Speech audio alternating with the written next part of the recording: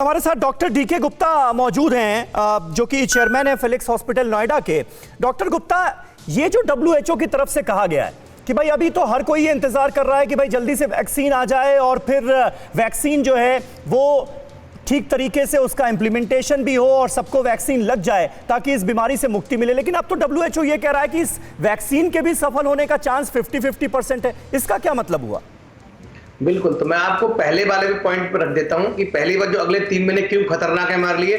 हमें पता है कि वायरस की ग्रोथ जो होती है वो 25 से लेकर 30 के डिग्री सेंटीग्रेड के बीच में बहुत अच्छी ग्रोथ होती है।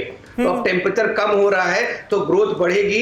लॉकडाउन खुल रहा है, पब्लिक प्लेस खुल रहे हैं, स्कूल्स खुल रहे हैं, लोगों के अंदर डर खत्म हो गया, लोग सोशल डिस्टेंसिंग फॉलो नहीं कर रहे हैं, लोग हैंड हाइजीन फॉलो नहीं कर रहे हैं, तो इसलिए खतरा बढ़ रहा है। इसलिए सरकार हमें सचेत कर रही है। दूसरी बात, अगले 3 महीने चूंकि जो हमारे घर में लोग बैठे होते हैं, बुजुर्ग लोग, वो अब एक्सपोज होंगे तो कॉम्प्लिकेशन ज्यादा होंगी और डेथ ज्यादा होंगी। तो इसलिए हमें अगले 3 महीने बहुत ध्यान रखना चाहिए।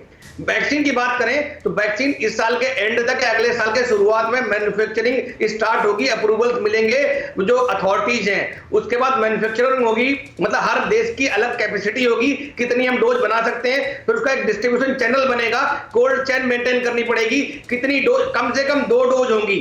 2 डोज मतलब 1 डोज सिंगल इफेक्टिव नहीं होगी, मिनिमम 2 डोज या 3 डोज भी हो सकती हैं, तो 1-1 महीने के अंतराल पे लगती हैं, तो 2 से 3 महीने तो लगाने में लगेंगे।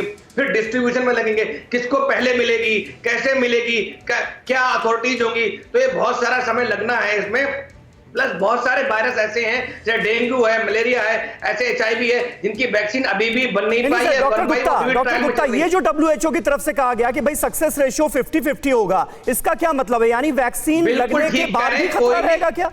हाँ जी, कोई भी वैक्सीन 100% इफेक्टिव नहीं होती है। कुछ अच्छी वैक्सीन है जैसे चिकन पॉक्स है, MMR है, इनकी एफिकेसी रेट 90% से ज्यादा होता है। नॉर्मली जो डिप्थीरिया है, टेटनस है, पर्टूसिस है, ट्यूबरकुलोसिस है, इनकी अभी भी एफिकेसी जो हम लगा रहे हैं वैक्सीन, उनकी 60 से 70% होती है, वो भी 3-3 डोज लगाने के बाद, सिंगल डोज में वो भी नहीं आती है। तो इसलिए ये हम लगाते हैं, स्वाइन फ्लू की वैक्सीन लगाते हैं, उसकी भी 60 से 70% एफिकेसी होती है। तो 2 डोज या 3 डोज लगाने के बावजूद भी ठीक है। इस सक्सेस रेशियो पे डॉक्टर श्याम अग्रवाल भी कुछ कहना चाह रहे हैं। डॉक्टर अग्रवाल जी। देखिए, कल प्रोफेसर बलराम भार्गव जो ICMR के इंचार्ज हैं, जी, उनका स्टेटमेंट आया है कि अगर कोई वैक्सीन 50% सक्सेस है तो हम उस वैक्सीन को नेशनल लेवल पे उतार सकते हैं 50 to 100%। जैसा कि डॉक्टर गुप्ता कह रहे हैं कि हर एक वैक्सीन की जो एफिकेसी है वो अलग अलग रहती है, लेकिन अगर वो एफिकेसी 50% से कम है तो उस वैक्सीन को सक्सेसफुल नहीं माना जाता है और इसलिए उसको नेशनल लेवल पे उतारना नहीं चाहिए। नंबर 1, ये तो हो गई सक्सेस की बात। लेकिन अगर आप WHO की आंकड़ों को देखें तो WHO, जो कि भारत भी उसके अंदर शामिल है because lower middle class country है, तो WHO कह रहा है कि 2021 के मिडल में लगभग केवल 3% लोगों को वैक्सीन दी जा सकेगी, जो कि साल के एंड तक लगभग 20% पॉपुलेशन हो जाएगी। क्या आप पर भी बरपा है जालसाजी का कहर? सपने टूटे आपके, न घर के न घाट के।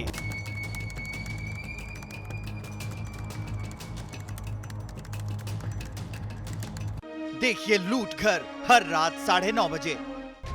फिक्र आपकी,